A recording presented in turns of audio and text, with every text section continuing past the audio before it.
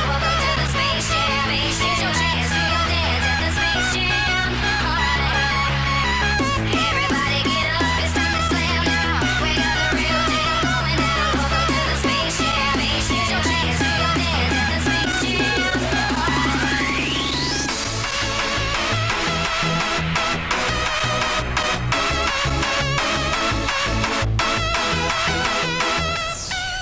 Everything was going smoothly, but as things have a habit of doing, it all started to go downhill the moment Leandros opened his mouth and all but accuses us of being servants of the Chaos Gods and an all-around bad egg. Which I of course handled in a very mature and constructive way. Fuck you, Leandros, you're just mad because I have a full set of hair and you don't, you fucking nerd. 40 minutes or so after that, we picked up our plasma rifle and had our final run-in with the not-so-friendly green giant. You can walk out of here with that sparkle. Which ended, like so many other things in this game, with a huge mess that someone else will have to clean up. Fuck, I guess we won't see him in Space Marine 2. We then made it to the Titan, where we put Fold A into slot B and warhammered that shit.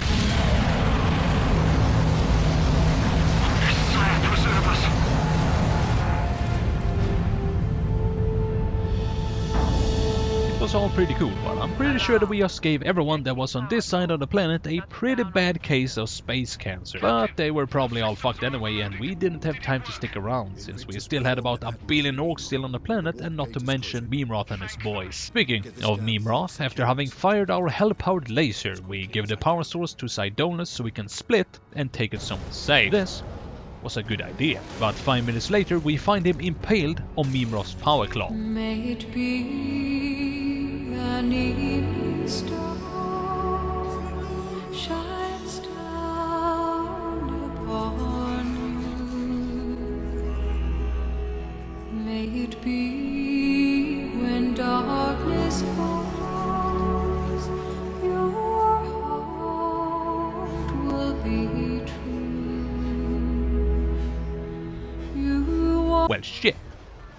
Wishing that I would have given it to Leandros instead, we went to kick Mimroth in his demon balls. Having fought our way through a literal army of chaos dudes with the help of some newly arrived blood ravens, we arrive at the final battle. To my surprise, we didn't fight Nemroth Manuel Mano. He instead summons wave after wave of his goons, which is a pussy-ass move. Having beaten all of his minions, he somehow manages to transform into an even uglier version of himself. How that is even possible, I have no idea, but the mad lad pulls it off. Having played the game for about 8 hours or so, I was pretty tired at this point. So we shoulder bash him off the side of the tower and repeatedly punch him in the face until his head explodes.